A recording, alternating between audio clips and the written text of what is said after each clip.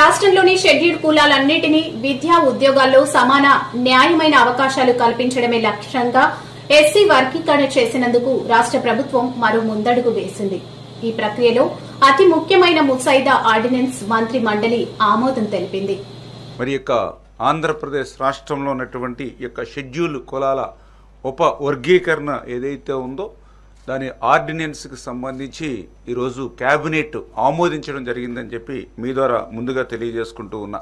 ఏదైతే మరి గతంలో కమిటీ ఇచ్చినటువంటి రిపోర్ట్స్ ఏదైతే ఉన్నాయో మరి దాని ప్రకారమే 7.5, 6.5, 1 అంటే ఈ రకంగా 15% రిజర్వేషన్ ఏదైతే ఉందో మరి ఆ రిజర్వేషన్ కూడా ఏదైతే జనాభా ప్రాతిపదికన అంటే రేపు భవిష్యత్తులో ఏదైతే జిల్లాల వారీగా జనాభా దామాషా ఏదైతే ఉందో దాని ప్రకారం కూడా భవిష్యత్తులో ఆ జనాభా దామాషా వచ్చిన తర్వాత అమలు చేసుకునేటువంటి విధంగా ఈరోజు క్యాబినెట్లో కూడా డిస్కషన్ కూడా జరిగిందని చెప్పి తెలియజేసుకుంటూ మరి ఈరోజు ఆర్డినెన్స్కి క్యాబినెట్ ఆమోదం చెప్పడం జరిగింది. మరి 2-3 రోజుల్లోనే ఆర్డినెన్స్ రావడం, ఆర్డినెన్స్ వచ్చిన వెంటనే మళ్ళీ డిఎస్సి కూడా నోటిఫికేషన్ కూడా ఇచ్చి 45 రోజుల సమయం ఇచ్చి సాధ్యమైనంత వరకు రేపు విద్యా సంవత్సరానికి ముందే ఆ డిఎస్సి ద్వారా కూడా ఈ వర్గీకరణ ఫలాలు అందించాలనేటువంటి ఆలోచనతో కూడా ఈ ప్రభుత్వం ఉందనే విషయాన్ని కూడా ఈ సందర్భంగా తెలియజేసుకుంటూ ఉన్నాం. షెడ్యూల్ కులాల్లో ఉన్నటువంటి ఉపకులాల మధ్య ఉన్నటువంటి అంతరాలను సరిచేసుకుంటూ వివిధ ఉపకులాల మధ్య ఏకీకృత మరియు సమానమైన పురోగతి కోసం ఉపవర్గీకరణ అమలు చేయడానికి ముసాయిదా ఆర్డినెన్స్ ప్రతిపాదనను రాష్ట్ర కేబినెట్ ఈరోజు ఆమోదించడం జరిగింది. ఇది ఉపవర్గీకరణ అమలు చేయడానికి ఏప్రిల్ 15, 2028 మంత్రివర్గ సమావేశంలో ఆర్డినెన్స్ కు ఆమోదం లభించింది. అన్ని ఉపకులాల వర్గాల ఏకీకృత మరియు సమాన ప్రగతిని నిర్ధారించడమే ఈ ఆర్డినెన్స్ యొక్క ముఖ్య ఉద్దేశం. 59 షెడ్యూల్ ఉపకులాలను వెనుకబాటుతనం మరియు సామాజిక సమైక్యతల ఆధారంగా 3 సముదాయాలుగా విభజించడం జరిగింది. ఈ 3 సముదాయాల రిజర్వేషన్లను మొదటి గ్రూప్ లో 12 ఉపకులాలకు 1% రిజర్వేషన్, రెండవ గ్రూప్ లో 18 ఉపకులాలకు 6.5% రిజర్వేషన్, మూడవ గ్రూప్ లో 29 ఉపకులాలకు 7.5% రిజర్వేషన్ ని కేటాయిస్తూ వన్ కమిషన్ యొక్క రిపోర్ట్ ఆధారంగా సుప్రీంకోర్టు జడ్జిమెంట్ ఆధారంగా ప్రభుత్వం ఈ చర్యలు తీసుకుంది. దీనికి ఈ రోజున రాష్ట్ర కేబినెట్ ఆమోదం చేసిందండి. ఉపవర్గీకరణ కోసం 200 పాయింట్ల రోస్టర్ వ్యవస్థను కూడా అనుసరించడం జరుగుతుంది. ఇది 1 నుంచి 100 వరకు ఒక సైకిల్,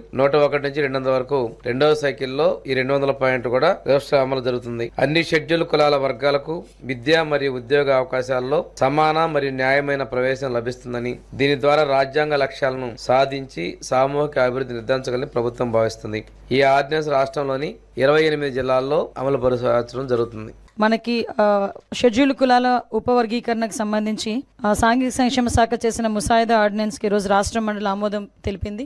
ఏదైతే గౌరవ ముఖ్యమంత్రి గారు చంద్రబాబు నాయుడు గారు ఉద్దేశం, అదేవిధంగా అంబేద్కర్ గారు కానీ జగజ్జీవన్ రావు గారు కానీ ఎప్పుడూ కూడా ఆలోచించే విధానం సమాన స్వేచ్ఛ అవకాశాలు ఉండాలి, సమాన అవకాశాలు ఉండాలని ఒకే ఒక ఉద్దేశంతో వాళ్ళు చేసిన ఆ రోజు తీసుకున్న నిర్ణయం. ఆ రోజు నుంచి ఈ రోజు వరకు కూడా ఆ నాయకుల తాలూకా మార్గదర్శకాలతో ఈ రోజు నడుస్తున్న ప్రభుత్వాలు మనందరం కూడా చూసాం. వాళ్ళ తాలూకా మార్గదర్శకాలని, వాళ్ళ తాలూకా దిశానిర్దేశాన్ని కూడా ఈ రోజు ప్రజలకు అందజేయాలనే ఉద్దేశంతో గౌరవ చంద్రబాబు నాయుడు గారు తీసుకున్న ఈ నిర్ణయం. అదేవిధంగా సుప్రీంకోర్టు ఆర్డర్ ప్రకారం వన్ మెన్ కమిటీ ఇచ్చిన రిపోర్టు ప్రకారం సుమారుగా చాలా రోజులు 13 జిల్లాలు కూడా కంబైన్డ్ జిల్లాలు తిరిగి ప్రతి ఒక్క కుల సంఘాలు వాళ్ళ తాలూకా అభిప్రాయాలు తీసుకొని ఈ రోజు మాకు ఒక రిపోర్ట్ తయారు చేసి ఇచ్చారు. ఆ రిపోర్ట్ ని కూడా ఒక 5 మెన్ కమిటీని ఏర్పాటు చేసిన గౌరవ ముఖ్యమంత్రి గారి ఆధ్వర్యంలో 5 మెన్ కమిటీని కూడా ఏర్పాటు చేయడం జరిగింది. 5 మెన్ కమిటీ ఇచ్చిన రిపోర్ట్ ని బేస్ చేసుకుని ఆ రోజు మంత్రి మండలిలోని ఒకసారి మనం అందరం దానికి ఆమోదం పొందాం. అది మళ్ళా కేంద్ర ప్రభుత్వం దగ్గరికి వెళ్లి మళ్ళా తిరిగి ఆర్డినెన్స్ రూపంలో వచ్చిన తర్వాత ఆ ఆర్డినెన్స్ ని కూడా ఈ రోజు రాష్ట్ర మంత్రి మండలి ఆమోదం పొందడం అనేది నిజంగా చాలా మంచి పరిణామం కింద భావించాలి.